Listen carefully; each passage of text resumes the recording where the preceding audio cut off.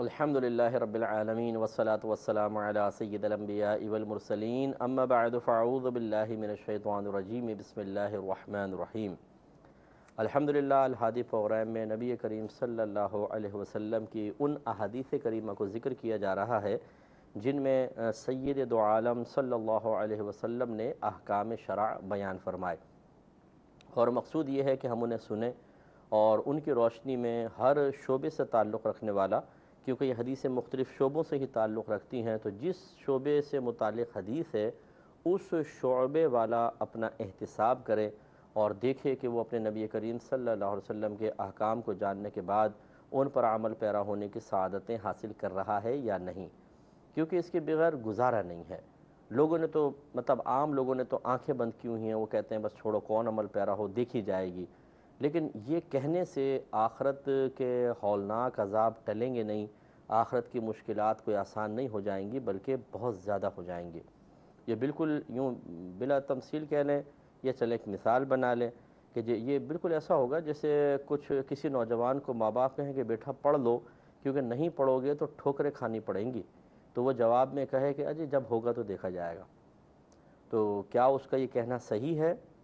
آپ کہیں گے کہ یقیناً بالکل غلط ہے، اسے ابھی سے کوشش کرنی چاہیے تاکہ جب وہ جوان ہو، جب وہ شادی کے قابل ہو تو اپنے بیوی بچوں کو سنبھال سکے، اپنے خرچے خود اٹھا سکے۔ تو اس کا مطلب یہ ہوا کہ دنیاوی لحاظ سے ہم سب کا یہ ذہن ہوتا ہے کہ جب تک محنت نہیں کی جائے گی آگے راحت ممکن نہیں ہے، سہولتیں نہیں ملیں گی، آسائشیں نہیں ملیں گی، مصیبتیں پے در پہ تسلسل کے ساتھ ہماری طرف متوجہ ہوں گی، لیکن یہ سوچ ہماری آخرت کے بارے میں نہیں بنتی ہے۔ اس کے بارے میں ہم ڈھیٹ ہو گئے، ہم نے ذہن بنا لیا ہے، نماز نہیں پڑھیں گے، روزے نہیں رکھیں گے، قرآن پاک کی تلاوت نہیں کریں گے، نیک لوگوں کی صحبت اختیار نہیں کریں گے، اصلاحی بیانات نہیں سنیں گے، گناہ کریں گے، جھوٹ، غیبت، چغلیاں اور ہر طرح کی بدنگاہیاں اور خرابیاں کریں گے، آخرت کی تیاری بالکل بھی نہیں ہوگی، لیکن دیکھا جائے گا۔ یا پھر زیادہ سے زیادہ بہت سے جھوٹی اللہ تعالیٰ کی رحمت کا یقین، یعنی اللہ تعالیٰ کی رحمت کا جھوٹا یقین کہیں، اس طرح کے گناہ کرتے رہیں گے اور پھر کہیں گے کہ ارے اللہ تعالیٰ بڑا رحیم و کریم و معاف فرمانے والا ہے۔ تو ایسے لوگوں کو اکثر ہم یہ سمجھاتے ہیں کہ ساتھ ایک جملہ اور شامل کر لیں کہ وہ رحیم و کریم بھی ہے لیکن قہار و جبار بھی ہے، وہی رب ہوگا جو ہزارہ لوگوں کو جہنم میں ڈالے گا، پھر نبی کریم صلی اللہ علیہ وسلم کی سفارش پر وہ لوگ باہر آئیں گے، یا اللہ تعالیٰ اپنے کرم سے یا فرشتوں کی سفارش سے ان کو جہنم سے باہر نکالے گا۔ اس کا مطلب ہے کہ وہ مسلمان ہوں گے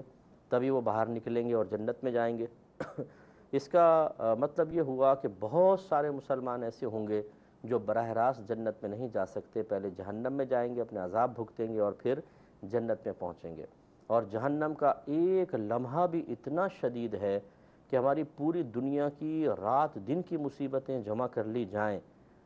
اور ان کو ایک جگہ جمع کر لیا جائے تو جہنم کے ایک لمحے کی مصیبت کے سامنے وہ بالکل ایسا ہے جیسے ایک چھوٹا سا ذرہ، کیونکہ اتنی ہولناکی ہے آخرت کی، میں آپ کو بتا نہیں سکتا ہوں۔ یعنی وقت ابھی ہمارے پاس موضوع نہیں ہے، ورنہ میں انشاءاللہ اس موضوع پہ بھی ہم کلام کریں گے، جنت اور دوزخ کا موضوع بھی رکھیں گے احکام شرع کے بعد، لیکن تھوڑا سا غور کرنا چاہیے۔ تو اس لیے احکام ذکر کیے جا رہے ہیں کہ اس کی روشنی میں اگر عوام نے توجہ کرتی نہ کرے، لیکن ہم تو اپنے عمل کو بدلیں، اپنے اندر چینج لے کر آئیں، اپنا احتساب کریں، کم از کم ان احکام کو جاننے کے بعد اگر کمی کوتاہی نظر آئے اس کمی کوتاہی کا اقرار تو کریں کہ ہاں یار واقعی مجھ سے غلطی ہو رہی ہے، کیونکہ اس سے پیدا ہوتی ہے ندامت و شرمندگی، ندامت و شرمندگی لے جاتی ہے توبہ کی جانب، اور توبہ جب انسان کرتا ہے اللہ کی توفیق سے تو پھر آتا ہے وہ عمل کی طرف اور گناہوں سے اجتناب کی طرف، اور پھر وہ آہستہ آہستہ ایسا بندہ بن جاتا ہے جیسا بندہ اللہ تبارک و تعالیٰ اور اس کے رسول کو محبوب ہے۔ یہ ہماری خواہش ہے، اس وجہ سے ہم یہ پروگرام کر رہے ہیں۔ تو میں اپنے بہن بھائیوں سے گزارش کروں گا کہ ذرا ان باتوں کو غور سے سنیں، اپنا احتساب کریں، میرے لیے دعا کریں کہ میں بھی اپنا احتساب کروں۔ یہ نہیں ہے کہ ہم آپ کو خالی سنا رہے ہیں اور اپنے بارے میں بالکل فکر مند نہ ہوں اور عجب خود پسندی یا غرور اور تکبر کے تحت یہ سوچیں کہ یہ تو لوگوں کے لیے، ہمارے لیے نہیں، یہ سب سے بڑی ایک مصلح کے لیے، ایک اصلاح کرنے والے کے لیے، تبلیغ کرنے والے کے لیے مصیبت ہے بہت بڑی کہ وہ اپنے آپ کو فراموش کر دے اور دوسروں کا سبق سنائے۔ تو مسلم کی روایت سے آج کا آغاز کرتے ہیں۔ حضرت ابو ہریرہ رضی اللہ تعالیٰ عنہ سے روایت ہے کہ رسول اللہ صلی اللہ علیہ وسلم نے ارشاد فرمایا کہ اے لوگو، بلا شبہ اللہ عز و جل پاک ہے، وہ پاک چیز ہی قبول فرماتا ہے، اور بے شک اللہ تبارک و تعالیٰ نے مومنین کو اسی چیز کا حکم دیا ہے جس کا حکم اس نے اپنے پیغمبروں کو دیا۔ پھر سرکار نے فرمایا کہ اللہ تعالیٰ نے ارشاد فرمایا کہ اے پیغمبرو، پاکیزہ یعنی حلال چیزیں کھاؤ اور نیک عمل کرو۔ گویا کہ سرکار فرما رہے کہ یہ پیغام اللہ نے پیغمبروں کو دیا اور یہ عوام کے لیے بھی ہے۔ اور پھر فرمایا کہ اے ایمان والو، ان پاکیزہ چیزوں سے کھاؤ جو ہم نے تمہیں عطا کی۔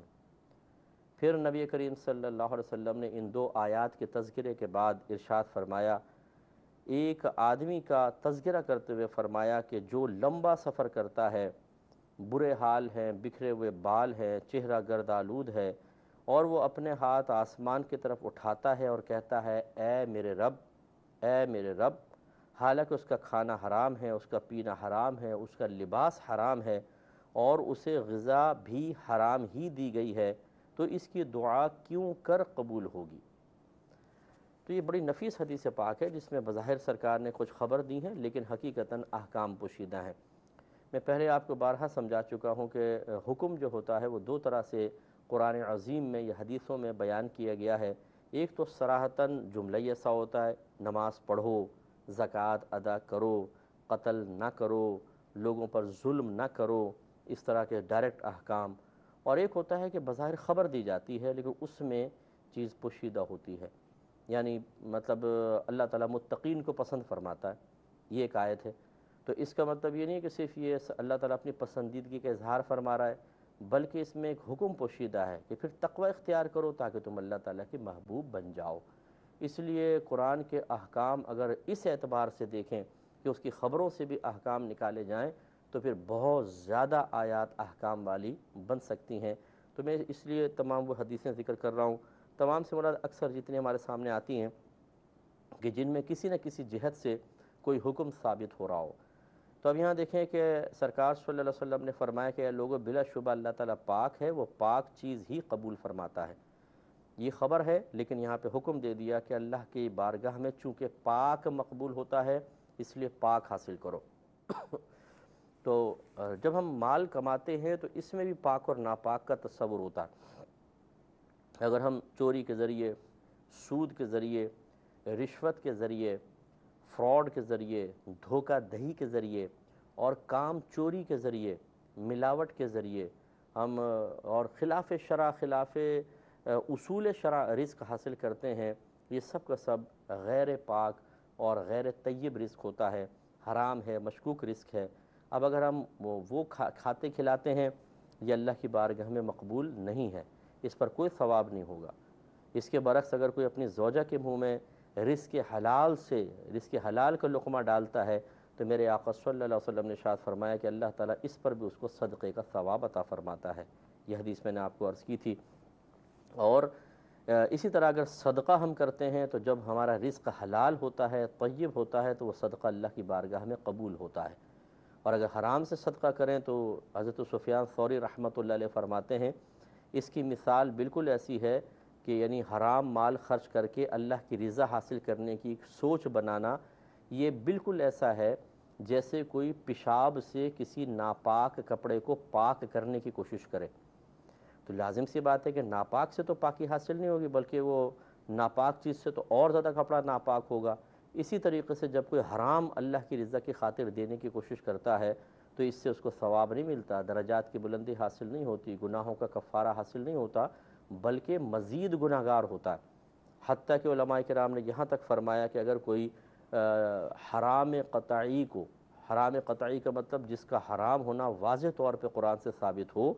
اگر کسی حرام قطعی کو ثواب کی نیت سے خرچ کرے تو وہ اللہ تعالیٰ کی بارگاہ میں اتنی بڑی بے ادبی کا مرتکب ہے کہ وہ دائرہ اسلام سے خارج ہو جائے گا، اسے تجدید ایمان اور تجدید نکاح کرنا پڑے گا۔ مثال کے طور پہ چوری کر کے لایا اور وہ صدقہ کر رہا ہے، تو بہت سے ایسے چور بھی آپ دیکھیں گے کہ انہوں نے یہ ذہن بنایا ہوتا ہے کہ چوری کر کے لائیں گے اور 100 میں سے 25 روپے اللہ کی راہ میں دیں گے، اور وہ شاید اپنے دل کو منا رہے ہوتے ہیں، سمجھا رہے ہوتے ہیں کہ کچھ صدقہ بھی کر رہے ہیں ہو سکتا ہے اللہ تعالیٰ چوری کا گناہ معاف کر دے، لیکن صدقہ کر رہے کس میں سے؟ اسے چوری کے مال میں سے۔ تو ایسے بے وقوفوں کو کون سمجھائے کہ یہ جاہل اپنے آپ کو اور زیادہ وبال میں مبتلا کر رہے ہیں کہ اگر یہ صرف چوری کرتے اور صدقہ نہ کرتے تو چوری گناہ ضرور تھا، اور ہو سکتا ہے کہ یہ اپنا ایمان بچانے میں کامیاب ہو جاتے، لیکن جب اس حرام قطعی کو ثواب کی نیت سے خرچ کرتے ہیں تو پھر دار اسلام سے خارج ہو جاتے ہیں۔ تو بعض اوقات تو بظاہر نیکی کا ارتکاب انسان کو اسلام سے باہر نکال دیتا ہے۔ یہ کب ہوتا ہے؟ کہ جب وہ کم علمی اور جہالت میں کسی گناہ کو نیکی سمجھ کر یہ حرام قطعی کو نیک عمل سمجھ کے کر رہا ہوتا ہے، تو پھر جہالت کا وبال تو ایسا ہی ہوتا ہے، رشتے ٹوٹ جاتے ہیں، اپنے پرائے ہو جاتے ہیں، مسلمان سے انسان کافر ہو جاتا ہے، اللہ کو ناراض کر بیٹھتا ہے، رسول کریم صلی اللہ علیہ وسلم ناراض ہو جاتے ہیں۔ اسی لیے تو علم سیکھنے کا حکم دیا گیا ہے۔ اس لیے میں تمام اپنے بھائیوں بہنوں سے گزارش کرتا ہوں جو ہمیں سن رہے ہیں یا جو ہمیں سن رہے ہیں اور ان کی وساطت سے یہ ہماری چیز کسی اور تک پہنچ جائے، کہ آپ جو بھی کاروبار کر رہے ہیں، جو آپ نوکری کرتے ہیں، اور جن شرائط کے ساتھ، جن ٹرمز اینڈ کنڈیشنز کے ساتھ آپ کر رہے ہیں، خدارا وہ ایک دفعہ کسی مستند مفتی صاحب کو چیک کروا لیں، تاکہ آپ کو پتہ چلے کہ ایسا تو نہیں کہ آپ عرصہ دراز سے حرام کھا رہے ہیں۔ میں چونکہ مفتی کی حیثیت سے کام کرتا ہوں، لوگ اپنے مسائل ہمیں شیئر کرتے ہیں، اور میں یہ دیکھتا ہوں کہ بعض اوقات 20 سال 15 سال سے لوگ کاروبار کر رہے ہوتے ہیں اور غلط کام کر رہے ہوتے ہیں، حرام کما رہے ہوتے ہیں، کیونکہ اس میں کنڈیشنز ایسی ہوتی ہیں، شرائط ایسی لگا دی ہوتی ہیں جو غلط قسم کی ہوتی ہیں، اور شریعت ایسے سودوں کو یا ایسے معاملات کو فوری طور پہ ختم کرنے کا حکم دے رہی ہوتی ہے،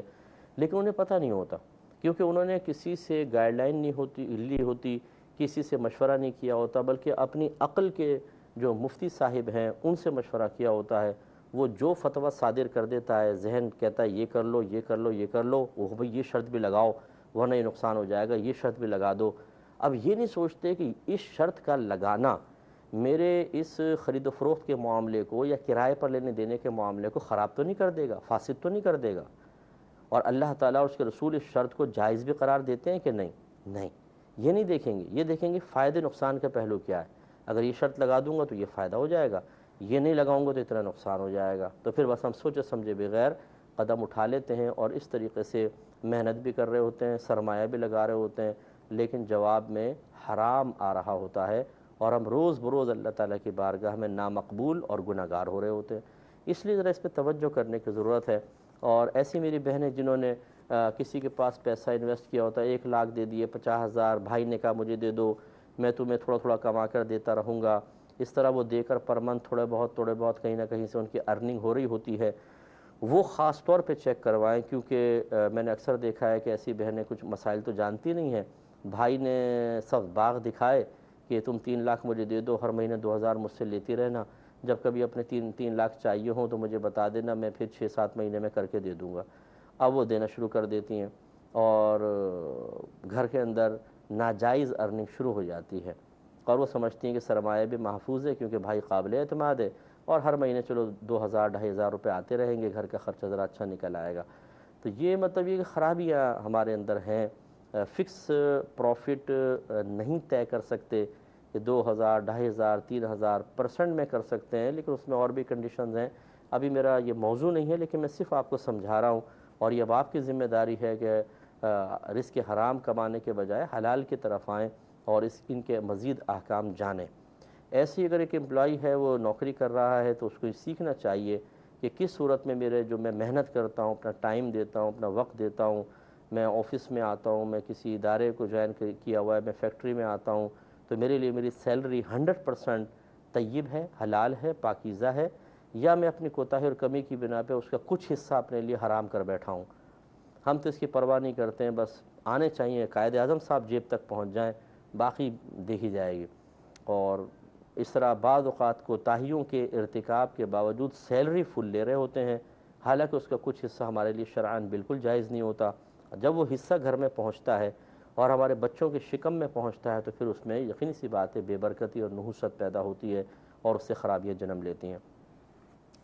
اور آگے نبی کریم صلی اللہ علیہ وسلم نے فرمایا کہ بے شک اللہ تعالیٰ مومنین کو اسی چیز کا حکم دیتا ہے جس کا حکم اس نے اپنے پیغمبروں کو دیا۔ پس اللہ تعالیٰ نے فرمایا کہ اے پیغمبرو پاکیزہ چیزیں کھاؤ اور نیک عمل کرو۔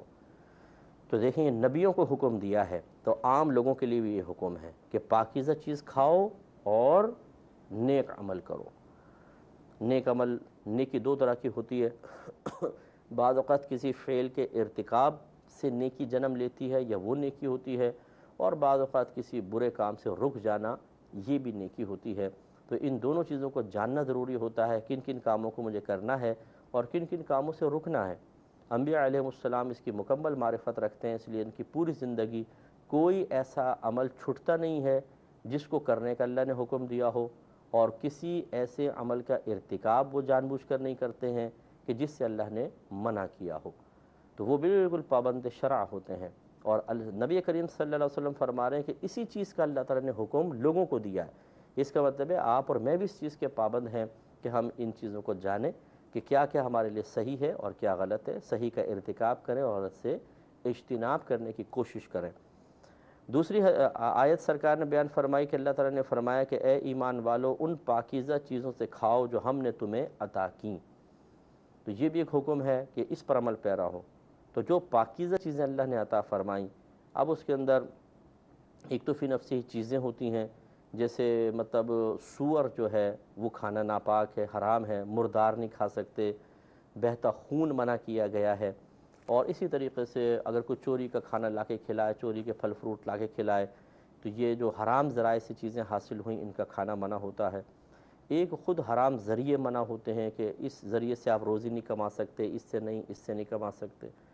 اسی طریقے سے بعض اوقات گفٹ لینے دینے میں بھی حرمت کا معاملہ آتا ہے،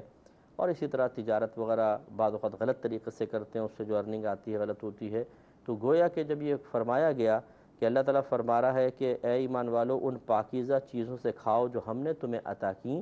تو اس کا مطلب یہ ہوا کہ سب سے پہلے تو پاکیزہ چیزوں کی معرفت حاصل ہو کہ کیا پاکیزہ ہے کیا نہیں، اور اس کے بعد انہی کو کھائیں، دوسرے سے اجتناب کریں۔ اس پہ انشاءاللہ مزید کلام ہوگا نیکسٹ پروگرام میں۔ وآخر دعوانا ان الحمدللہ